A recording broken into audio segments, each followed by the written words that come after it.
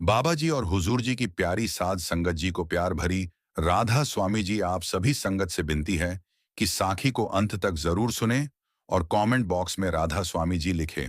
संगत जी मेरी बात धीरे धीरे और गहरे उतरते हुए जैसे कोई बूंद कुएं के पानी में गिरकर अपनी लहरें फैलाती हैं, वैसे ही यह साखी भी तुम्हारे हृदय की गहराइयों को छूने आई है। सुनो, कैसे मनुष्य के भाग्य की करवट बदलती है, और वह करवट जब बदलती है तो उसे बदलते हुए देखने का जो दृश्य होता है वह बहुत ही अद्भुत और दर्दनाक होता है।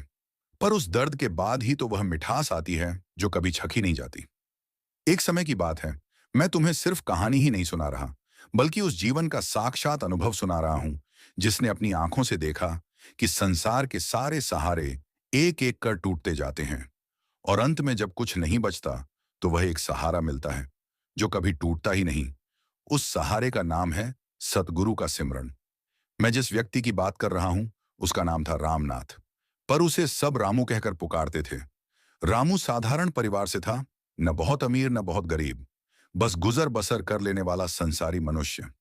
उसने पूरी शिद्दत से अपनी दुनिया बनाई थी, एक पत्नी, दो बच्चे और एक छोटा सा व्यापार। वह सोचता था कि यही जीवन है और यही सब कुछ है। वह सुबह उठता, काम पर चला जाता, शाम को लौटता, बच्चों से हंसता बोलता और रात को अपनी पत्नी के पास बैठकर दिन भर की बातें करता। ऐसे ही साल बीत रहे थे मानो जीवन एक सपाट सी रेखा हो, जहां न कोई ऊंचाई है न कोई गहराई। पर प्रिय जीव, ये जगत ऐसा नहीं है। यहाँ हर सुख के पीछे दुख खड़ा है और हर उजाले के पीछे अंधेरा। रामू को इस बात का एहसास भी नहीं था कि एक दिन ऐसा आएगा जब उसकी सारी बनी बनाई दुनिया मिट्टी में मिल जाएगी और वह अकेला खड़ा होगा, बिना किसी सहारे के। उस दिन की शुरुआत भी बिल्कुल सामान्य हुई थी। रामू ने सुबह चाय पी, कुछ नाश्ता किया और अपनी दुकान की ओर चल दिया। बाजार में उस दिन खासी भीड़ थी, ग्राहक आ रहे थे और व्यापार अच्छा चल रहा था। रामू मन ही मन खुश था कि आज का दिन भी अच्छा बीतेगा। दोपहर बमुश्किल ढली थी कि उसके मोबाइल की घंटी बजी। उधर उसकी पत्नी के कॉल का स्वर सामान्य नहीं था। वह रो रही थी और आवाज में ऐसी कंपी थी मानो कोई भारी आघात लगा हो। रामू ने पूछा, क्या हुआ? और उसने जवाब दिया कि बच्चे स्कूल बस से उतर रहे थे और तभी एक तेज रफ्तार वाहन ने सबको अपनी चपेट में ले लिया। हमारा छोटा बेटा गंभीर रूप से घायल है और उसे अस्पताल ले जाया जा रहा है। रामू के पैरों तले जमीन खिसक गई, उसकी सांसें थम गईं और आंखों के सामने अंधेरा छा गया। वह वैसे ही भागा जैसे कोई पागल हो, दुकान छोड़ी बिना पैसे गिने, बिना किसी से कुछ कहे, और अस्पताल पहुंचा। जब उसने अपने नन्हे से बच्चे को खून से लथपथ पड़ा देखा तो उसका दिल चीख उठा, पर वह चीख मूक थी। कोई आवाज नहीं निकली, बस दो आंखों से पानी बहने लगा। डॉक्टर आए गए, उनके चेहरे पर चिंता साफ दिखती थी। ऑपरेशन का समय बीतता गया। रात ढली, फिर सुबह हुई, फिर शाम। ऑपरेशन तो सफल रहा, लेकिन बच्चे को कई दिनों तक वेंटिलेटर पर रखना था। रामू के पास पैसे नहीं थे। उसने अपनी सारी जमा पूंजी लगा दी, मित्रों से उधार लिया, रिश्तेदारों के सामने हाथ फैलाया। धीरे धीरे एक माह बीत गया और बच्चा तो ठीक हो गया, पर रामू की जेब खाली हो चुकी थी। न केवल जेब, बल्कि उसके मन का वह भरोसा भी खाली हो गया था जो उसे था कि संसार में सब अपने हैं और सब सहायता करेंगे। इस घटना के बाद रामू की दुकान में भी मंदी आ गई, क्योंकि वह कई दिन तक अनुपस्थित रहा। उसके ग्राहक बिखर गए और व्यापार ठप होने लगा। रामू अब एक कोने में बैठकर सोचता था। उसके मन में हजारों प्रश्न उठते थे।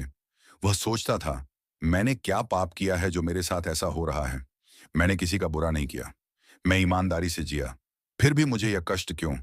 इस संसार में सबसे बड़ा सुख क्या है और सबसे बड़ा दुख क्या है? रामू धीरे धीरे अंदर से टूटने लगा। उसकी पत्नी उसे सांत्वना देती थी, पर वह सांत्वना भी अब उसे खोखली लगने लगी थी। एक दिन रामू के पुराने मित्र मोहन ने उससे मिलने आना। मोहन पहले बिल्कुल भक्ति में नहीं था, परंतु अब उसके चेहरे पर एक अलग ही प्रकार की शांति थी। रामू ने मोहन से पूछा, तुम इतने शांत कैसे हो भाई? तुम्हारा व्यापार भी तो ठीक नहीं चल रहा और तुम्हारे घर में भी कलह थी, फिर भी तुम्हारा चेहरा क्यों खिला हुआ है? मोहन ने धीरे से मुस्कुराकर कहा, रामू, मैं अब वह मोहन नहीं रहा। मुझे एक ऐसा सहारा मिल गया है जो न के बराबर है, लेकिन जिसमें सब कुछ है। मैं सद्गुरु के नाम का सिमरन करता हूं, बस एक सिमरन, बिना किसी रस्म रिवाज के, बिना किसी बाहरी आडंबर के। रामू ने हैरानी से कहा, यह कैसा सिमरन है भाई? मैंने तो सुना है मंदिर जाओ, पूजा करो, गंगा नहाओ, पर तुम तो कुछ नहीं करते। फिर भी तुम्हारी शांति कैसी? मोहन ने समझाया, रामू, असली शांति कहीं बाहर नहीं है, न मंदिर में, न पत्थरों में, न नदियों में। असली शांति तो भीतर है। और जब तुम अपने सतगुरु के साथ अपनी सूरत को जोड़ते हो, तब वह शांति अपने आप प्रकट होती है। मैं कोई रस्म नहीं करता, मैं बस बैठता हूं और अपने मन को सिमरन में लगाता हूं। धीरे धीरे सिमरन की लहरें मेरे अंदर इतनी गहरी उतरती हैं कि मेरे दुख घुल जाते हैं और मेरे भाग्य की करवट बदलने लगती है। यह सुनकर रामू के मन में कुछ हलचल हुई, पर वह अभी पूरी तरह से नहीं समझ पाया था। उसने सोचा, यह तो कोई पागलों की बात है।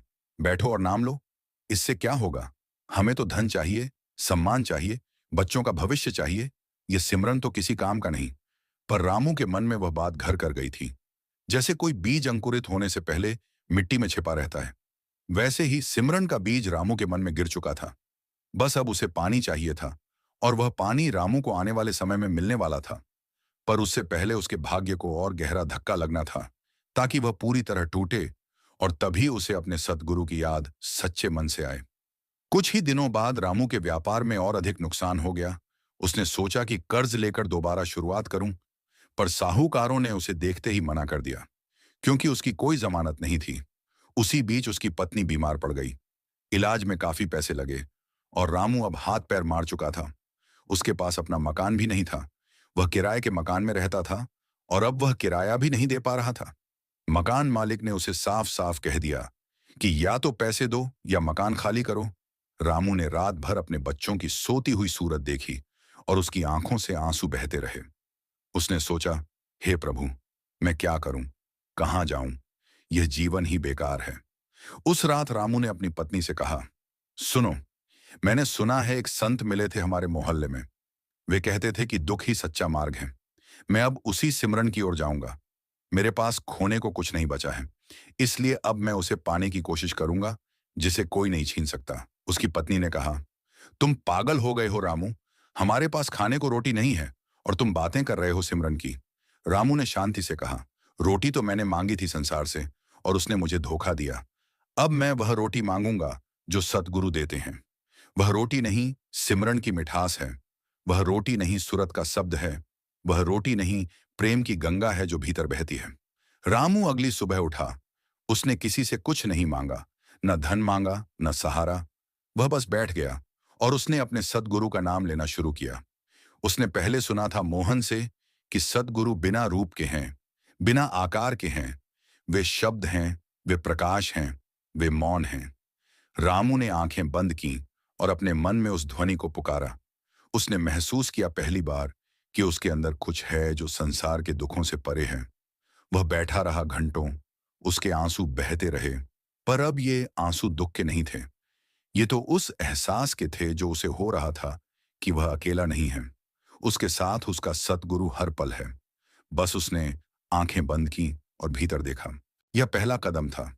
रामू ने उस दिन संसार से कुछ पाने की आशा छोड़ दी, और जो उसके पास पहले से था उसे पहचानना शुरू किया।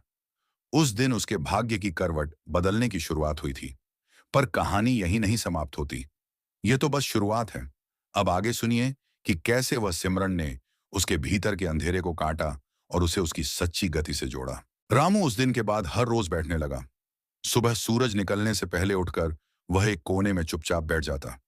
वह न तो कोई माला फेरता, न कोई पुस्तक पढ़ता, न कोई रस्म अदा करता। बस अपने सतगुरु का सिमरन करता। उसने अपने मन को समझाया कि देख, हमने संसार में सब किया। हमने कमाया, खोया, रोया, हंसे, पर हमने कभी अपने भीतर झांकने की फुर्सत नहीं ली। अब वक्त है कि हम उस अंधियारे कमरे में दीपक जलाएं, जहां हमने कभी कदम ही नहीं रखा था। प्रारंभ में रामू को बहुत कठिनाई हुई। मन एक ओर दौड़ता था तो शरीर नीरसता से भर जाता था। कभी पैर सुन्न हो जाते तो कभी पीठ में दर्द उठता था। मन भागता था पुरानी बातों में। कभी बच्चों की याद आती तो कभी कर्ज की चिंता। रामू कई बार निराश हुआ कि यह सिमरन तो बेकार है, इससे तो कुछ होता नहीं दिख रहा। पर वह हर बार अपने आप से कहता, रामू, तूने कभी कोई बीज बोया है तो फल तुरंत मिला है क्या? धीरज रख, धीरे धीरे ही सही। पर यह सिमरन तेरे अंदर कुछ बदल रहा है। तुझे एहसास तो हो। धीरे धीरे रामू ने देखा कि जब वह गहरे सिमरन में उतरता है तो उसके भीतर का कोलाहल शांत होने लगता है। पहले उसका मन कल्पना करता था कि सतगुरु कहीं बाहर बैठे हैं और उन्हें पुकारने से वे सुनेंगे। पर जैसे जैसे वह सिमरन में लीन हुआ, उसे महसूस हुआ कि सतगुरु तो उसके अपने अंदर ही विराजमान हैं। और यह सिमरन कोई झप नहीं, बल्कि उस परम तत्व से बातचीत है। यह कोई शब्दों का खेल नहीं, बल्कि प्रेम की भाषा है जो बिना बोले ही समझ आ जाती है। रामू जब सिमरन करता तो कभी उसकी आंखों से आंसू बहते, कभी उसके रोंगटे खड़े हो जाते, कभी उसे ऐसा लगता मानो कोई हाथ उसके सिर पर रख रहा है। कोई आवाज नहीं थी, कोई दर्शन नहीं थे, पर एक अनुभूति थी, एक मिठास थी जिसे वह शब्दों में नहीं बांध सकता था। वह पत्नी से कहता, सुनो, मैंने आज सिमरन में देखा कि संसार के सारे दुख बाहर हैं, लेकिन मेरे भीतर एक सुख है जो कभी मिटता नहीं। बस उसे पाने के लिए हमें बाहर की दौड़ छोड़नी पड़ती है। उधर रामू की आर्थिक स्थिति में कोई चमत्कारी परिवर्तन नहीं आया था, पर उसकी पत्नी ने यह देखा कि रामू के चेहरे पर वही कंपी नहीं रही जो पहले थी। अब वह शांत रहने लगा था। वह भूखे भी मुस्कुरा सकता था और बीमारी में भी अपने बच्चों को हिम्मत दे सकता था। पत्नी ने एक दिन पूछा, रामू, तुम्हें क्या हो गया है? हम गरीब हैं, कर्ज में डूबे हैं, फिर भी तुम कैसे इतने चुप हो? रामू ने मुस्कुराते हुए कहा, मैंने पाया है जिसे पाकर सब कुछ मिल जाता है। मैंने सद्गुरु की याद पाई है। यह याद मेरा सहारा है, मेरा भोजन है, मेरा पानी है, मेरा सब कुछ है। एक दिन की बात है। रामू बैठा सिमरन कर रहा था। दोपहर का समय था। घर में कुछ खाने को नहीं था। बच्चे भूखे थे और रो रहे थे। पत्नी ने रामू को जगाना चाहा, पर वह इतना गहरे सिमरन में डूबा था कि उसे कुछ सुनाई नहीं दिया। उसकी पत्नी ने गुस्से से कहा, यह तुम्हारा सिमरन हमें भूखा मार डालेगा। पर रामू उस पल में कहीं और था। वह सतगुरु के प्रकाश में खो गया था। उसने देखा कि उसका सारा शरीर छूट रहा है। उसकी सांसें रुक रुक कर चल रही हैं, पर उसके भीतर ऐसी शांति थी मानो कोई समुद्र की गहराइयों में उतर गया हो, जहां कोई लहर नहीं पहुंचती। जब रामू की आंख खुली तो उसने देखा कि बाहर सन्नाटा था, पर उसके मन में एक आवाज गूंज रही थी। वह आवाज थी सतगुरु की। सतगुरु ने उससे कहा, रामू, तू अब तक बाहर भागता रहा है, अब भीतर आ। जो तुझे चाहिए वह तुझे मिलेगा, पर पहले तू मुझे मिल। मैं तेरा सद्गुरु हूं। मैंने तेरा कभी छोड़ा नहीं। तूने ही मुझे नहीं पहचाना। अब जब तू मुझसे जुड़ गया है तो तेरी करवट बदलनी शुरू हो गई है। बस सिमरन कर, भजन कर, अपनी सूरत को शब्द से जोड़े रख। यह सुनकर रामू को लगा मानो उसके जीवन का अब तक का सारा दुख एक सपना था और अब वह सपना टूट गया है। उसने उसी समय अपनी पत्नी से कहा, मैं नहीं जानता कि कल हमारे पास खाने को होगा या नहीं। मैं नहीं जानता कि कर्ज कैसे चुकेगा, पर इतना जानता हूं कि जिसने मुझे यह सिमरन दिया है वह मेरा सब कुछ है। अब मैं उसी की शरण में हूं। संसार चाहे जो करे, मैं अब डिगने वाला नहीं। धीरे धीरे रामू के सिमरन की गहराई बढ़ती गई। वह अब घंटों बैठ सकता था। उसका मन जो पहले बंदर की तरह उछलता था, वह अब शांत हो चला था। वह सिमरन को अपनी सांसों से जोड़ने लगा। जब सांस अंदर जाती तो सद्गुरु का नाम आता और सांस बाहर जाती तो कृतज्ञता का भाव आता। यह उसकी नित्य क्रिया बन गई। चाहे वह बाजार जाए, चाहे घर पर हो, चाहे सो रहा हो, उसके अंदर सिमरन की लहरें निरंतर चलती रहती। उसने देखा कि उसके भीतर एक रोशनी बढ़ रही है। पहले वह टिमटिमाती थी, अब वह स्थिर होती जा रही थी। एक सप्ताह बाद रामू के पुराने ग्राहकों में से एक व्यक्ति उसकी दुकान पर आया। उसने कहा, रामू भाई, मुझे तुम्हारी ईमानदारी याद आ गई। मैं तुम्हें एक काम देना चाहता हूं। उस काम में रामू को काफी लाभ हुआ। रामू ने सोचा, यह तो सद्गुरु की कृपा है। उसने फिर सिमरन बढ़ा दिया और साथ ही काम भी करता रहा। उसके मन में लोभ नहीं आया। उसने सोचा, मैं ये सब कमाऊंगा, पर यह सब मेरा कुछ नहीं है। यह सब सतगुरु का प्रसाद है और मैं तो बस उसी के सिमरन में रहूंगा, बाकी तो वह संभाल लेगा। रामू की पत्नी ने भी जब यह सब देखा तो उसके मन में कुछ जिज्ञासा जागी। उसने रामू से पूछा, तुम बताते हो कि सिमरन करते हो, वह सिमरन कैसे करते हैं? मुझे भी सिखाओ। रामू ने कहा, इसमें सिखाने जैसा कुछ नहीं है। बस आंखें बंद करो, शरीर को ढीला छोड़ दो और अपने सद्गुरु को हृदय में बुलाओ। बिना किसी आकार के, बिना किसी रूप के, बस उनकी याद को अपने अंदर आने दो।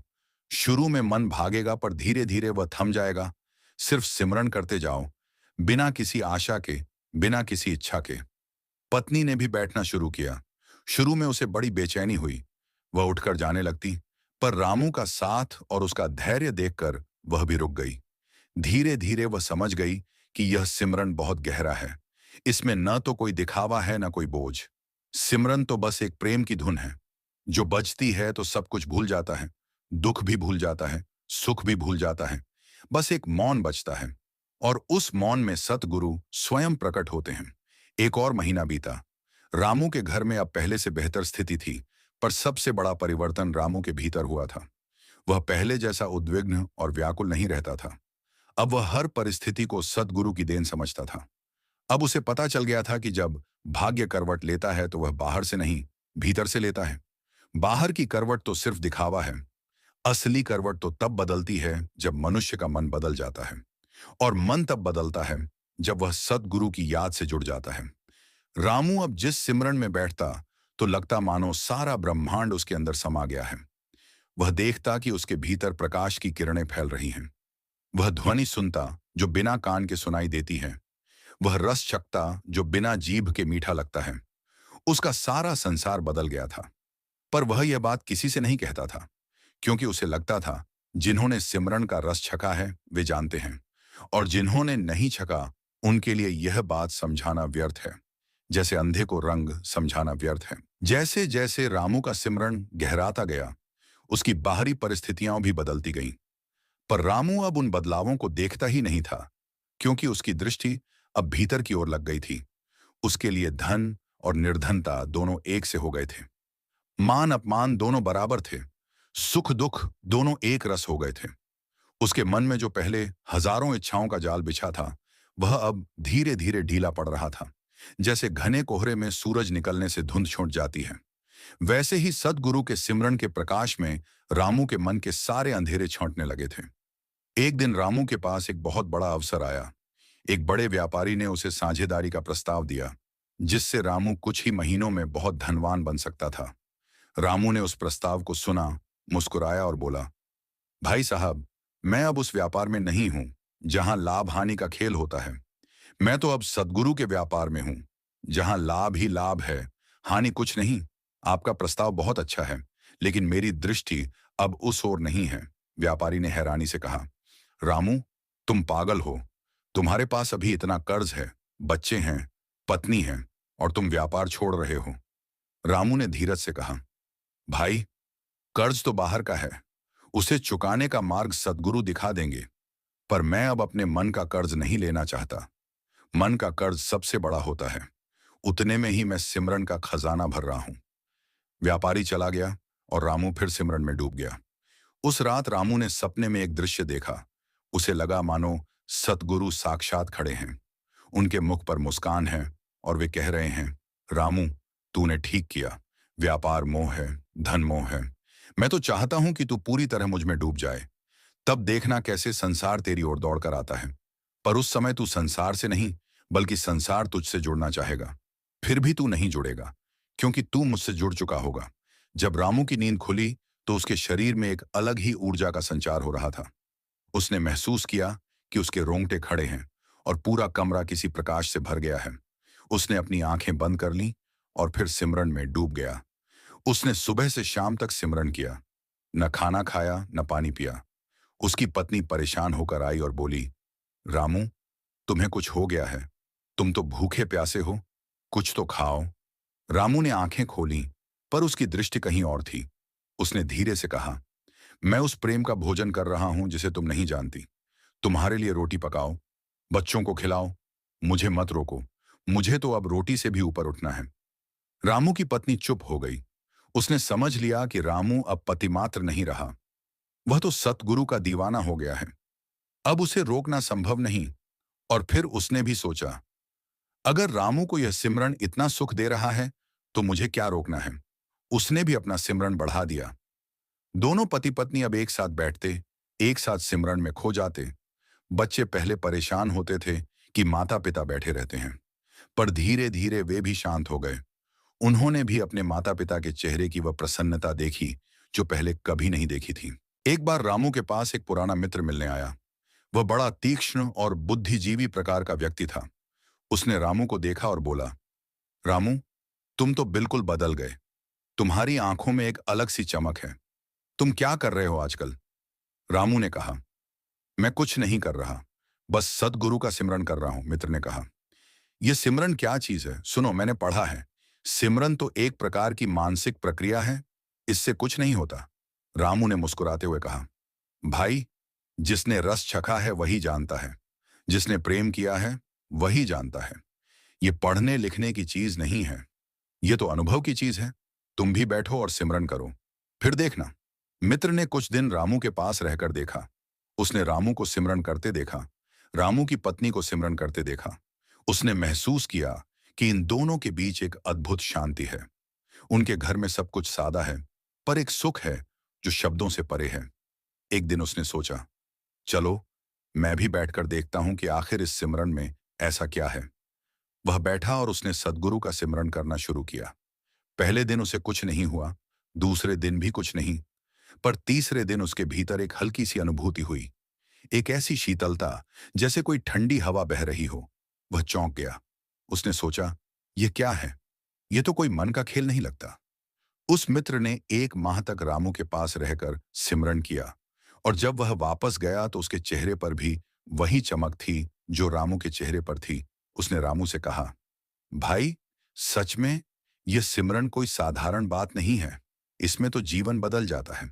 अब मैं भी सिमरन करूंगा और अपने घर वालों को भी बताऊंगा। रामू ने कहा, बता देना, पर जोर जबरदस्ती मत करना। जिसके भाग्य में होगा वह आप ही आएगा, बाकी तो सद्गुरु की मेहर है। धीरे धीरे रामू के गांव में उसकी चर्चा होने लगी। लोग कहने लगे कि रामू को कोई सिद्धि मिल गई है, पर रामू इन बातों पर हंसता।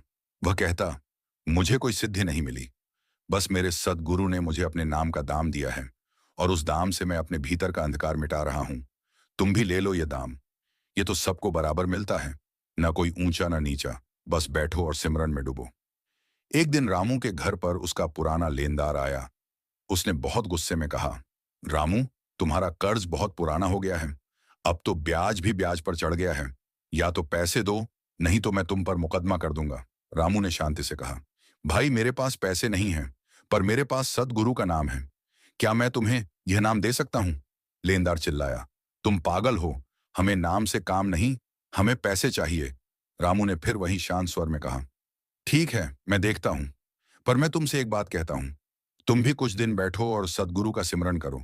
अगर तुम्हें कुछ न मिले तो फिर मुझसे जो चाहो कर लेना। लेनदार को रामू का यह व्यवहार अजीब लगा, पर वह सोचने लगा, यह रामू पहले घबरा जाता था, अब तो बिल्कुल निडर हो गया है। क्या सच में इस सिमरन में कुछ है? उसने मन ही मन सोचा, चलो, 1 सप्ताह बैठकर देखता हूं, अगर कुछ नहीं हुआ तो मुकदमा करूंगा ही। उसने रामू के घर पर बैठना शुरू कर दिया। रामू ने उसे बताया कैसे बैठना है, कैसे सिमरन को अंदर उतारना है। लेनदार ने पूरी ईमानदारी से 1 सप्ताह सिमरन किया, और उस सप्ताह के अंत में उसका दिल बदल गया।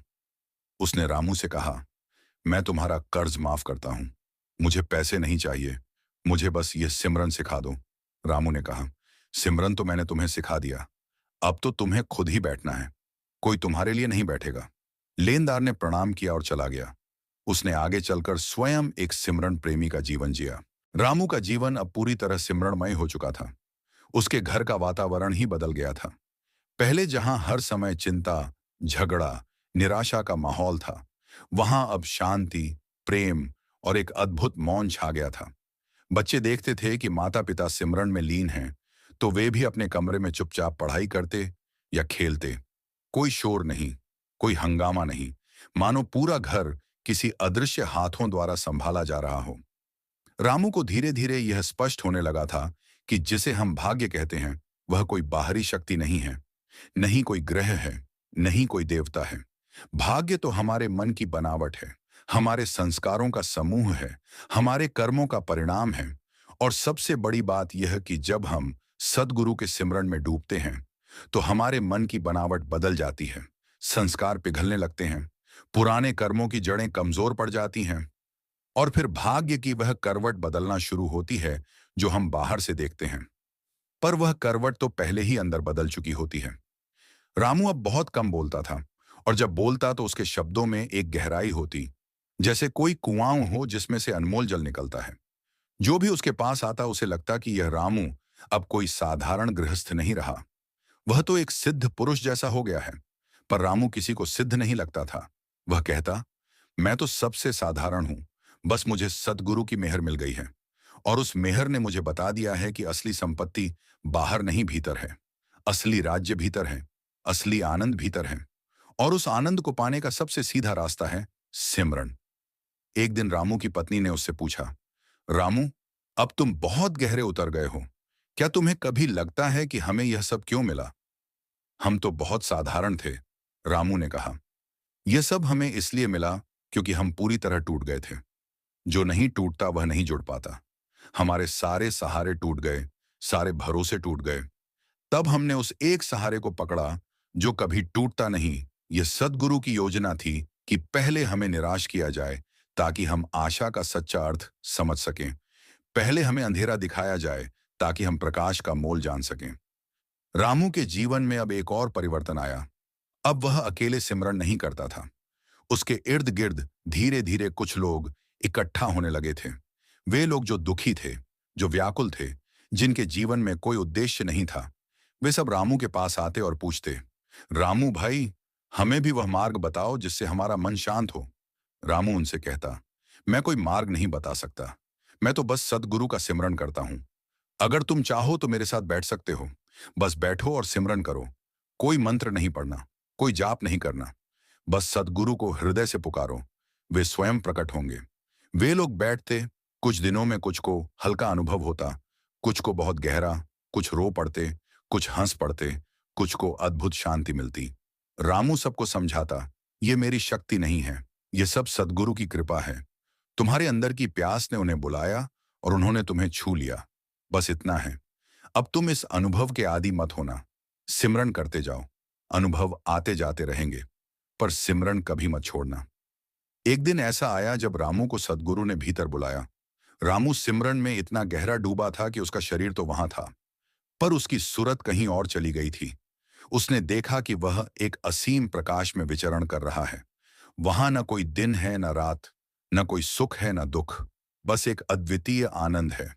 वहां सद्गुरु की वाणी सुनाई दी, रामू, अब तू यहां तक पहुंच गया है कि तुझे फिर से संसार में जाना है। पर संसार तेरे लिए अब संसार नहीं रहेगा। तू उसी में रहेगा, पर उससे अलग रहेगा। तेरे शरीर का जीवन और कर्म अब मेरे हाथों में है। तू बस सिमरन में मग्न रह। जब रामू की आंख खुली तो उसने देखा कि उसके चारों ओर लोग खड़े हैं। उसकी पत्नी रो रही थी, बच्चे डरे हुए थे, उसके मित्र भी वहां थे। रामू ने पूछा, क्या हुआ? तो उसकी पत्नी ने बताया, तुम पिछले 7 दिनों से सिमरन में बैठे हो, न खाना खाया न पानी पिया। हम सब डर गए थे कि तुम्हारा शरीर छोड़ न दे। रामू मुस्कुराया और बोला, शरीर तो रहेगा जब तक सद्गुरु को इसे रखना है, और जब इसे जाना होगा तो चला जाएगा। मैंने तो 7 दिन उस अनंत के साथ बिताए। उस अनंत ने मुझे जीवन का सच्चा अर्थ समझा दिया। उसके बाद रामू का व्यवहार और भी अधिक सरल और निर्मल हो गया। वह अब बाहरी दुनिया से कटा हुआ नहीं लगता था, बल्कि दुनिया के बीच रहते हुए भी अलग था। वह काम करता था, खाता पीता था, पर उसके मन में सिमरन की ज्योति निरंतर जलती रहती थी। वह किसी को उपदेश नहीं देता था, बल्कि अपने जीवन से उदाहरण प्रस्तुत करता था कि कैसे सद्गुरु की याद मनुष्य को सब कुछ दे देती है, बिना किसी बाहरी आडंबर के, बिना किसी दिखावे के। धीरे धीरे रामू के पास इतने लोग आने लगे कि उनके लिए एक बड़ा कमरा लेना पड़ा। वहां हर सुबह और शाम कोई बैठता, कोई सिमरन करता, कोई सिर्फ मौन का आनंद लेता। रामू ने कभी किसी से कोई दान नहीं लिया, कभी कोई चढ़ावा नहीं लिया। वह कहता, मैं तो सिर्फ सतगुरु का नाम बांट रहा हूं। यह नाम तो मिला ही मुझे मुफ्त में, मैं भी मुफ्त में बांट रहा हूं। जो लेना चाहे ले ले, जो न लेना चाहे उसे जबरदस्ती नहीं। एक बार एक बहुत बड़ा विद्वान रामू से मिलने आया। उसने रामू से पूछा, आप बताते हैं सिमरन करो, पर इसका कोई शास्त्रीय प्रमाण क्या है? रामू ने कहा, महाराज, भूखे को भोजन का प्रमाण उसके पेट का भरना है, प्यासे को पानी का प्रमाण उसकी प्यास बुझना है। मेरे सिमरन का प्रमाण मेरी शांति है, मेरी आंखों का नीरव प्रकाश है, मेरे मन का निर्विकार भाव है। शास्त्र तो बाहर के हैं, पर यह अनुभव भीतर का है। जिसने छका वही जानता है, बाकी तो अनुमान ही करते रह जाते हैं। उस विद्वान ने 1 सप्ताह रामू के साथ बिताया। उसने देखा कि रामू बिना किसी पुस्तक के, बिना किसी यंत्र के, बिना किसी विधि के बस सिमरन से अपने भीतर इतना प्रकाश जला लेता है कि उसके पास बैठने मात्र से दूसरों का मन शांत हो जाता है। विद्वान ने कहा, यह तो बहुत बड़ा चमत्कार है। रामू ने कहा, यह कोई चमत्कार नहीं है, यह तो सद्गुरु के सिमरन का स्वाभाविक प्रभाव है। जैसे अगरबत्ती जलाओ तो खुशबू फैलती है, वैसे ही सिमरन करो तो शांति फैलती है। बस इतनी सी बात है। अब इस साखी का अंतिम भाग आता है, जहां हम देखेंगे कि रामू के भाग्य की वह करवट जो एक बार सिमरन के कारण बदली थी, अब कैसे उसके पूरे जीवन को, उसके आसपास के वातावरण को और उन हजारों लोगों को बदल देती है जो उसके संपर्क में आते हैं। यह अंतिम भाग किसी चमत्कार की कहानी नहीं है, बल्कि उस सत्य की कहानी है जो सदियों से छिपा है कि जब कोई व्यक्ति सच्चे मन से सद्गुरु के सिमरन में डूबता है, तो उसका पूरा जीवन ही साखी बन जाता है और उस साखी को सुनने वालों के भाग्य की करवट अपने आप बदलने लगती है। रामू अब बूढ़ा हो चुका था, उसके बाल सफेद हो गए थे, उसका शरीर कमजोर पड़ गया था, पर उसके भीतर का प्रकाश और भी तीव्र हो गया था। वह बोलता भी कम था, पर जब बोलता तो उसके शब्द सीधे हृदय में उतर जाते। लोग दूर दूर से उसके दर्शन को नहीं, बल्कि उसके सत्संग को आते। पर रामू कहता, मेरा सत्संग क्या? सत्संग तो सद्गुरु का नाम है। तुम उस नाम को पकड़ो, मेरी तरफ देखने से कुछ नहीं होगा। मैं तो बस एक ठेला हूं, असली सामान तो सद्गुरु के पास है। एक दिन रामू ने अपनी पत्नी से कहा, सुनो, अब मेरा यह शरीर बहुत दिन नहीं टिकेगा। मैं देख रहा हूं कि मेरी सांसें कम हो रही हैं, पर मुझे कोई दुख नहीं है। मैं तो उसी की ओर जा रहा हूं जिसका मैंने सिमरन किया। मैं उसी में विलीन हो रहा हूं, जैसे एक बूंद समुद्र में मिलती है। मेरे जाने के बाद तुम कभी यह मत सोचना कि रामू चला गया। रामू तो कभी था ही नहीं। था तो सद्गुरु का नाम, और वह नाम तो तुम्हारे पास है। उसे सिमरन में जगाए रखना। बस यही मेरी तुमसे अंतिम विनती है। उसकी पत्नी की आंखों में आंसू आ गए, पर उसने भी सिमरन के बल पर उन आंसुओं को प्रेम में बदल दिया। उसने कहा, रामू, तुमने मुझे जो दिया है वह कोई संसारी व्यक्ति नहीं दे सकता था। तुमने मुझे सद्गुरु की पहचान दी, तुमने मुझे सिमरन का मार्ग दिखाया, तुमने मुझे सिखाया कि भाग्य की करवट बदलने के लिए बाहर कुछ नहीं करना, बस भीतर झांकना है। और तुमने मुझ में इतना साहस भर दिया है कि मैं तुम्हारे बिना भी सिमरन में डूबी रहूंगी। अंत के दिनों में रामू बिल्कुल मौन हो गया था। वह केवल आंखें बंद करके बैठता। कभी कभी उसके होंठ हिलते, पर कोई शब्द नहीं निकलता। जो भी उसके पास आता, वह उसकी आंखें खोलता, एक दृष्टि देता और फिर बंद कर लेता। उस दृष्टि में इतनी शक्ति थी कि लोगों के दुख घुल जाते। लोग बिना कुछ कहे ही हल्के हो जाते। वह सिमरन का वह अंतिम चरण था जहां शब्द शून्य हो जाते हैं और केवल मौन ही बोलता है। केवल प्रेम ही शेष रह जाता है और सद्गुरु और साधक के बीच कोई दूरी नहीं रहती। एक दिन सुबह के समय, सूर्योदय से पहले, जब सारा संसार सो रहा था और पक्षी भी चुप थे, रामू ने अपनी पत्नी का हाथ पकड़ा, मुस्कुराया और धीरे से अपने सद्गुरु का नाम लेते हुए उसी में लीन हो गया। उसकी सांसें थम गईं, शरीर शांत हो गया, पर चेहरे पर वही मुस्कान बनी रही जैसे कोई छोटा बच्चा मां की गोद में सो जाता है। उसकी पत्नी ने उसे जगाने की कोशिश नहीं की, क्योंकि वह जानती थी कि रामू अब उस घर में नहीं है जहां से जगाया जा सके। वह तो अपने सच्चे घर चला गया है, जहां से कोई वापस नहीं आता। जब इस बात का पता चला तो सैकड़ों लोग इकट्ठा हो गए। कोई रो रहा था, कोई सिमरन कर रहा था, कोई मौन था। सबके मन में एक ही प्रश्न था, जिस रामू के पास कभी कुछ नहीं था, जिसका भाग्य पूरी तरह बदतर था, उसने अपने जीवन के अंतिम दिनों में इतनी शांति और सुख कैसे पाया? और उत्तर सबको मिल गया था।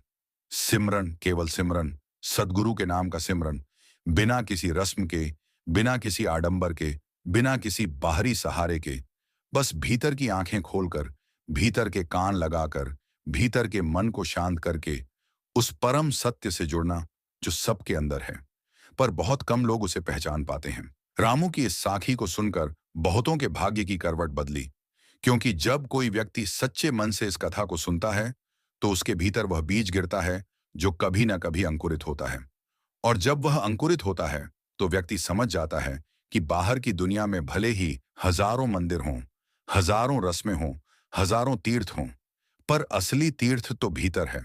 असली मंदिर तो भीतर है। और उस मंदिर का द्वार खोलने की चाबी है सद्गुरु का सिमरन। आज भी उस गांव में जहां रामू रहता था, लोग शाम को एकत्र होते हैं। एक मौन बैठक होती है। कोई बोलता नहीं, कोई पढ़ता नहीं, कोई गाता नहीं। बस सब अपनी अपनी सांसों के साथ सद्गुरु का सिमरन करते हैं। उन्हें न तो कोई माला चाहिए, न कोई आसन चाहिए, न कोई घंटा घड़ियाल। वे बस बैठ जाते हैं और भीतर उतर जाते हैं। उसी गहराई में जहां रामू उतरा था, उसी मौन में जहां सारे शब्द समाप्त हो जाते हैं, उसी प्रकाश में जहां अंधकार का नामो निशान नहीं होता। तो प्रिय जीव, इस साखी का सार यही है कि जब भाग्य करवट लेता है, तो वह करवट कहीं बाहर नहीं, बल्कि तुम्हारे अपने मन के भीतर बदलती है। और वह परिवर्तन तब होता है जब तुम अपने सद्गुरु की याद में डूबते हो, अपनी सूरत को शब्द से जोड़ते हो, अपने मन के सारे झमेले छोड़कर केवल सिमरन के उस सागर में गोता लगाते हो। नहीं तो भाग्य तो वैसा ही रहता है जैसा था, पर तुम्हारी दृष्टि बदल जाती है, और दृष्टि बदलते ही पूरा जीवन बदल जाता है। यही सच्ची साखी है, यही सच्चा सिमरन है, और यही सद्गुरु की अपार कृपा है। अब बस इतना कहूंगा कि जो भी इस साखी को पढ़े या सुने, वह एक बार बैठकर देखे, बिना किसी आशा के, बिना किसी इच्छा के। बस अपने सद्गुरु का सिमरन करे, आंखें बंद करे, सांसों को थामे, और भीतर उस अतल गहराई में उतरे। वहां कोई भाग्य नहीं होता, कोई करवट नहीं होती। वहां तो बस सद्गुरु का अखंड प्रकाश है, और उस प्रकाश में डूबकर ही इस जीवन का सच्चा सुख पाया जा सकता है। बाकी सब तो रामू की तरह मिट्टी हो जाने वाला खेल है। केवल सिमरन सच्चा है, केवल सद्गुरु सच्चे हैं, और केवल प्रेम सच्चा है। यही साखी समाप्त हुई, पर इसका प्रभाव तुम्हारे भीतर हमेशा बना रहे। यही मेरी कामना है, और यही सद्गुरु की देन है। संगत जी, अगर आपको साखी अच्छी लगी हो तो लाइक करें, और कमेंट बॉक्स में राधा स्वामी जी लिखें। अपने दोस्तों और सत्संगी भाइयों को जरूर शेयर करें राधा स्वामी जी।